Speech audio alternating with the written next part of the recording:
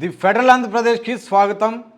ఆంధ్రప్రదేశ్లో mega DSC ఇప్పుడు రాజకీయ రణరంగానికి తెరలేపింది. మెగా డిఎస్సిలో భారీగా అక్రమాలు, అవకతవకలు, అవినీతి చోటు చేసుకున్నాయని వైసీపీ విపక్షాలు, నిరుద్యోగ జేఏసీ బాధితులు తీవ్రమైనటువంటి ఆరోపణలు గుప్పిస్తున్నారు. మరోవైపు మెగా డిఎస్సి ద్వారా ఉద్యోగాలు పొందినటువంటి ఉపాధ్యాయులు మేము కష్టపడి ఉద్యోగాలు సంపాదించుకున్నాము, దీంట్లో అవినీతి అక్రమాలు ఏమి జరగలేదు, ప్రతిపక్షాలు బాధితులు వీళ్ళంతా కావాలనే విష ప్రచారం చేస్తున్నారు అని ప్రతి విమర్శలు గుప్పిస్తున్నారు.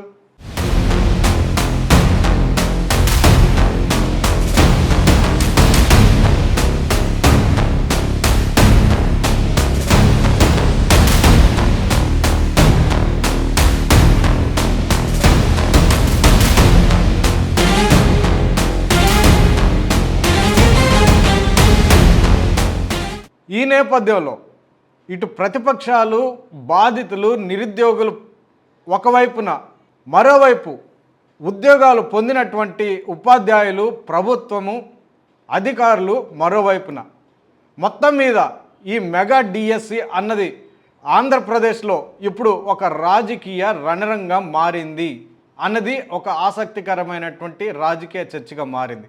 మెగా డిఎస్సిలో భారీగా అక్రమాలు చోటు చేసుకున్నాయని, మరి ముఖ్యంగా స్పోర్ట్స్ కోటా కింద ఈ అక్రమాలు జరిగాయని, అర్హత లేని వాళ్ళకి ఉద్యోగాలు ఇచ్చారని, కావాలి అనుకున్న వాళ్ళకి వాళ్లకు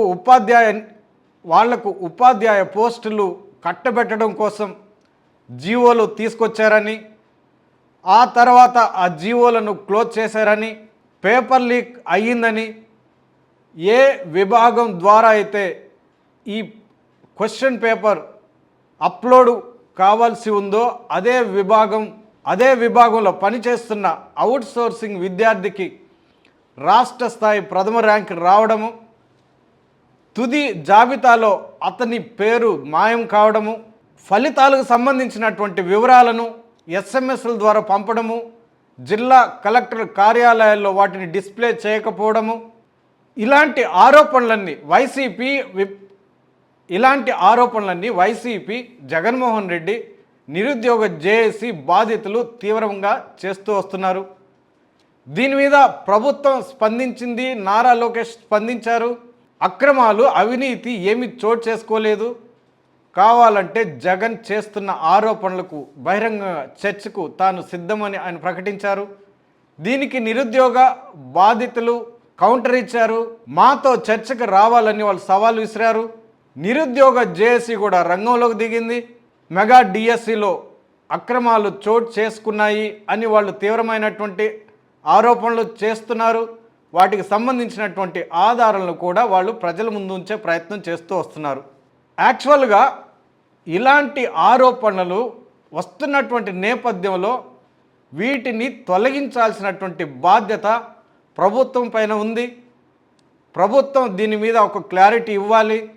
అలా చేయకుండా అధికారులతో ప్రెస్ మీట్లు పెట్టించి వివరణ ఇచ్చే ప్రయత్నం చేయడం, స్వయంగా నారా లోకేష్ శాఖకు సంబంధించినటువంటి ఆరోపణలు వస్తున్నటువంటి నేపథ్యంలో లోకేష్ ప్రెస్ మీట్ పెట్టి ప్రజలకు ఎందుకు వివరణ ఇవ్వలేదు, అవకతవకలు, అక్రమాలు జరగలేదని ఎందుకు చెప్పడం లేదు, అధికారుల ద్వారా ఎందుకు చెప్పిస్తున్నారు అన్న అంశాలు కూడా ఒక కీలకమైనటువంటి చర్చగా ఉన్నాయి. ముఖ్యమంత్రి కానీ, ఉప ముఖ్యమంత్రి కానీ ఈ అంశంలో స్పందించకపోవడం కూడా ఒక చర్చనీయాంశంగా మారింది. ఈ నేపథ్యంలో ప్రతిపక్షాలు రాష్ట్ర వ్యాప్తంగా ర్యాలీలు చేపట్టారు, జిల్లా కలెక్టర్లకు వినతి పత్రాలు అందజేశారు, సిబిఐ ద్వారా నిగ్గు తేల్చాలని వాళ్ళు డిమాండ్ చేస్తున్నారు.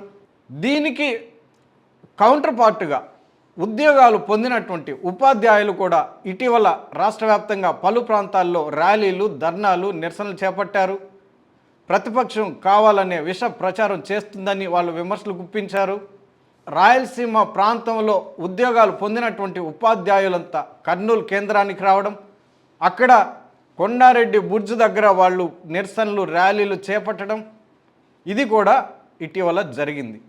అయితే ఈ ర్యాలీలో ముఖ్యమంత్రి నారా చంద్రబాబు నాయుడు, విద్యాశాఖ మంత్రి నారా లోకేష్ ఫోటోలతో కూడినటువంటి ప్లే కార్డులు పట్టుకొని వాళ్ళు ర్యాలీలు చేపట్టడం ఇప్పుడు అభ్యంతరకరంగా మారింది, విమర్శల పర్వంగా కూడా మారింది.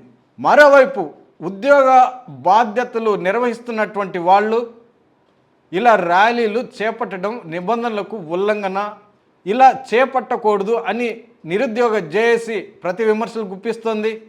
దీనికి ఉపాధ్యాయుల దగ్గర నుంచి ఎలాంటి సమాధానం రాలేదు అన్న చర్చ కూడా ఉంది.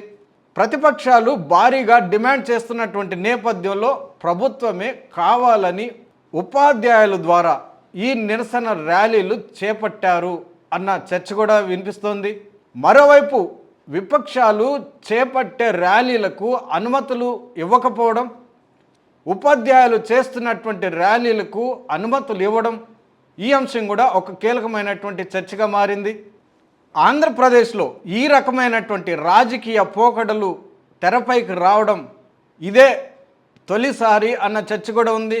గతంలో ప్రభుత్వం చేపట్టినటువంటి ఏ రిక్రూట్మెంట్ సంబంధించిన అంశం కూడా ఇంత భారీగా వివాదాస్పదం కాలేదు, ఒక రాజకీయ కేంద్ర బిందువుగా మారలేదు. ఈ డిఎస్సి, ఈ మెగా డిఎస్సి మాత్రమే ఇలా ఒక ప్రతీకార రాజకీయాలకు కేంద్ర బిందువుగా మారింది అన్న చర్చ కూడా వినిపిస్తోంది. ఏపీపీఎస్సి ద్వారా చేసినటువంటి రిక్రూట్మెంట్ కానీ, గతంలో చేపట్టినటువంటి డిఎస్సి రిక్రూట్మెంట్స్ కానీ ఈ తరహాలో జరగలేదు.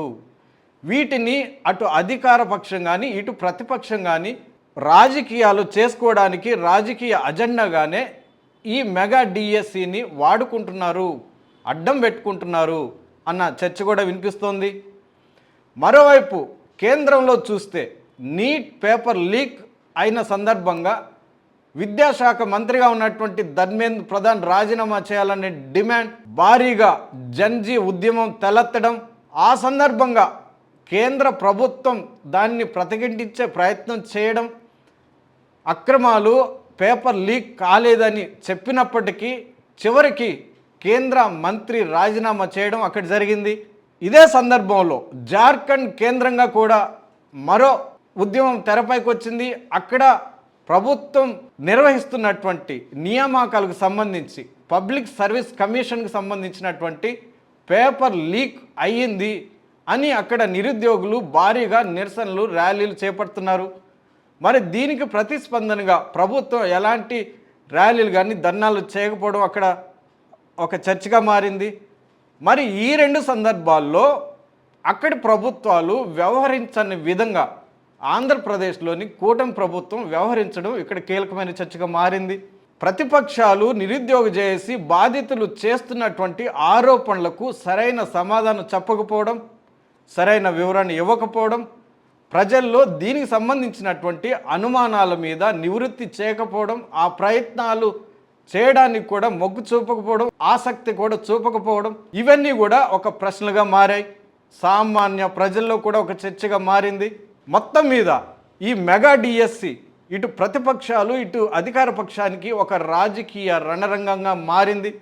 నిరుద్యోగులని, జన్జీ యువతని తమ వైపుకు తిప్పుకోవడానికి ఈ రెండు పక్షాలు ప్రయత్నం చేస్తున్నాయి అన్న చర్చ వినిపిస్తోంది.